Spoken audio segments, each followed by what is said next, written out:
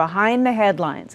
The Americans with Disabilities Act is 26 years old, the signature law of George H.W. Bush's presidency.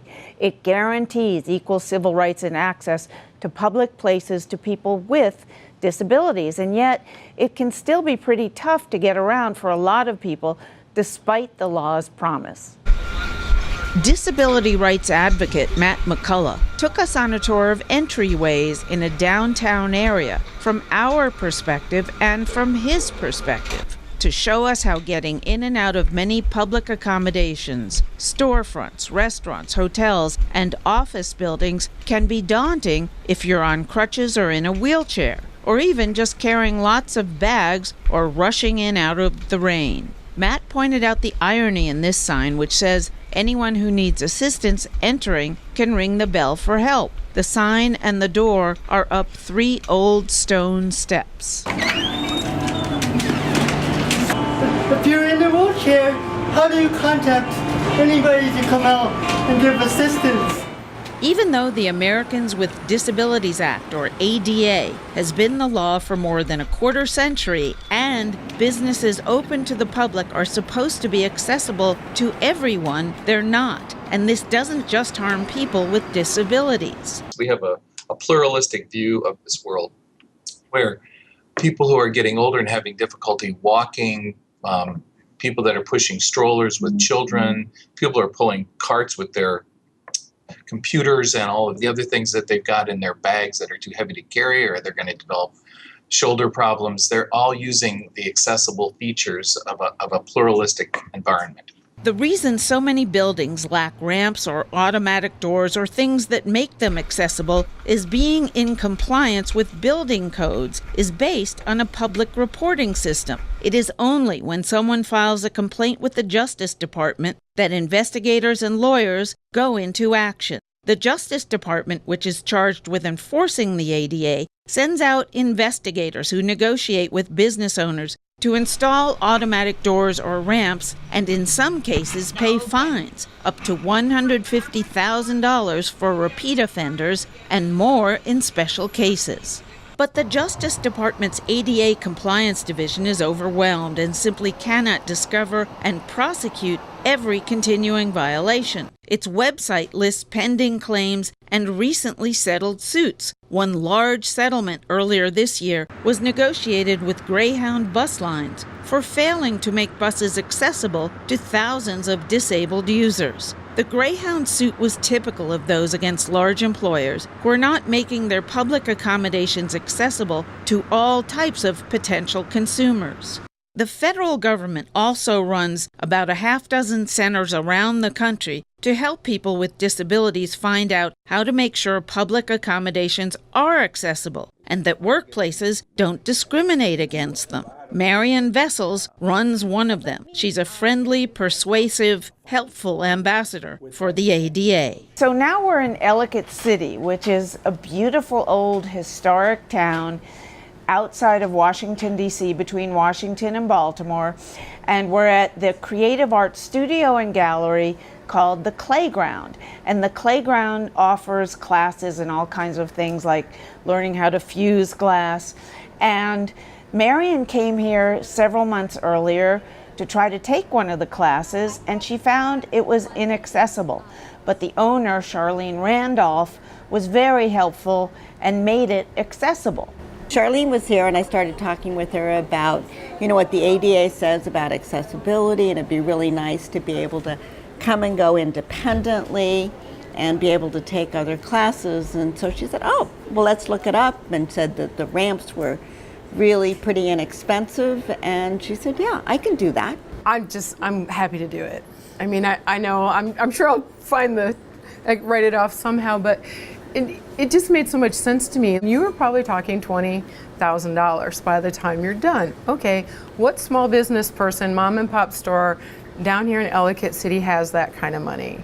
So when she told me there was a portable solution, my brain just went, really? Are you sure? Some large permanent ramps can cost that much money, even more. But the temporary ramp Charlene uses was a fraction of that cost. Marion is also quick to point out there are tax credits for businesses that become accessible. There is also what is called the business case for making businesses accessible. It's estimated that at least 1 in 5 people have disabilities.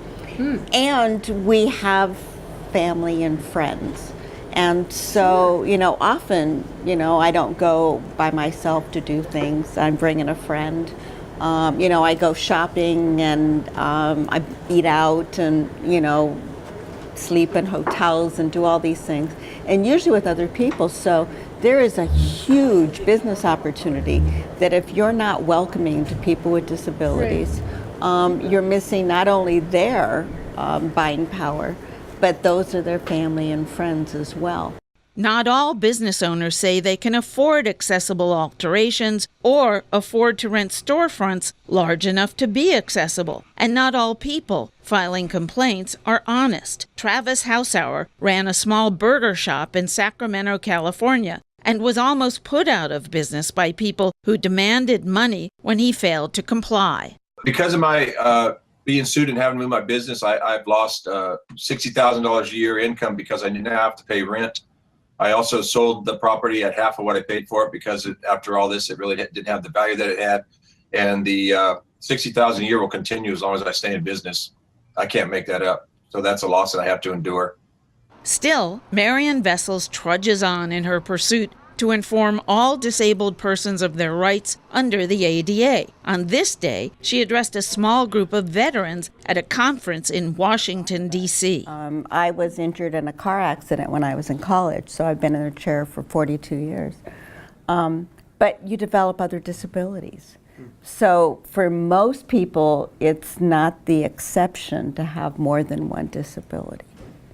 But people kind of think, oh my gosh, well, you've got one. I developed breast cancer about 20 years ago, and my doctors were all like, oh my gosh, you're in a chair, and you have breast cancer. She coached the veterans on how to explain that small barriers to people without disabilities can be major barriers to those with them.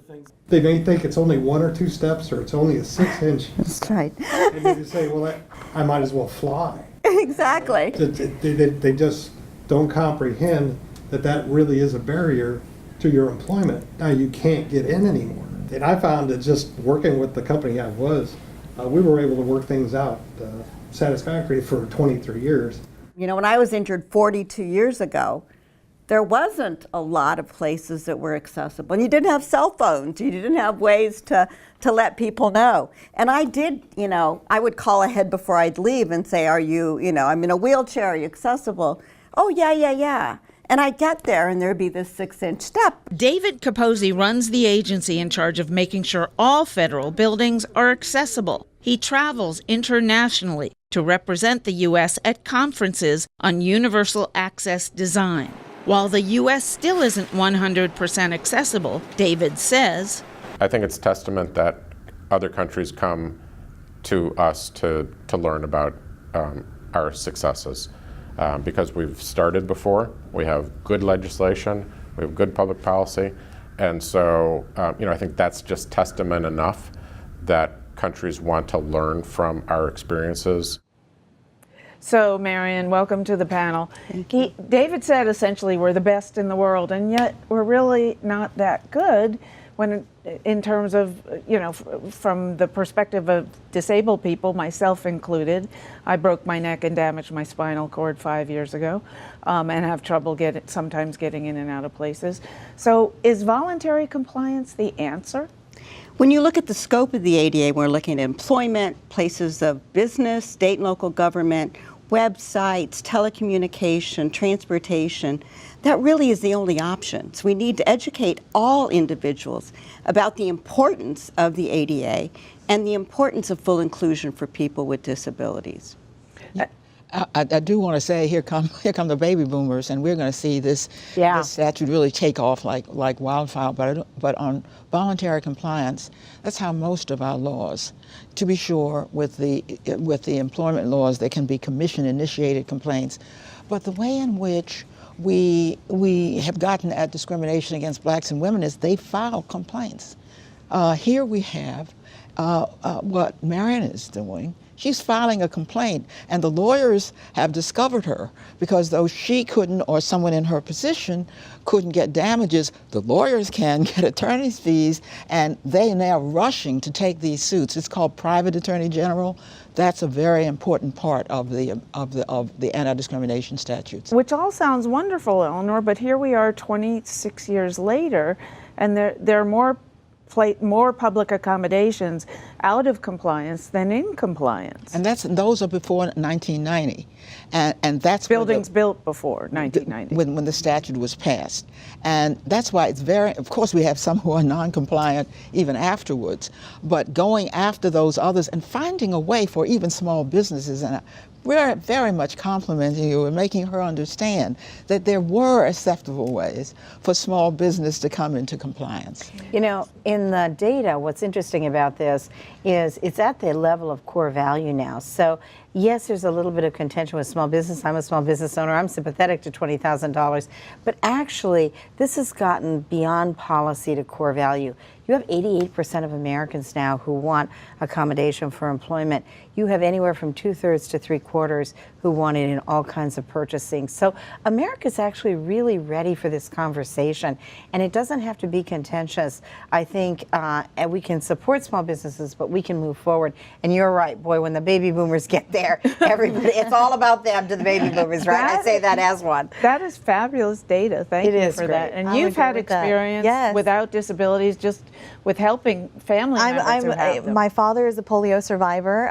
For as long as I've grown up, the ADA was at the centerpiece of the things we loved about America because he's from India originally, and he says what's beautiful about this country is we value each individual life. People come and rush to our aid as we as a family go out to dinner and we see that there's a step there and we've got to lift Dad's wheelchair. Just recently I ordered a ramp online to make my home accessible for my dad's wheelchair. And it's interesting to see what challenges we as family members have to face, but it's so good where we are right now. I look at other countries in the world, they don't even have what we have. We can do better though, I completely agree. And things like tax credits for small businesses, that makes it all the more sweeter. All right, that's it for this edition. Please follow me on Twitter and visit our website, pbs.org/to the contrary. And whether you agree or think to the contrary, see you next week.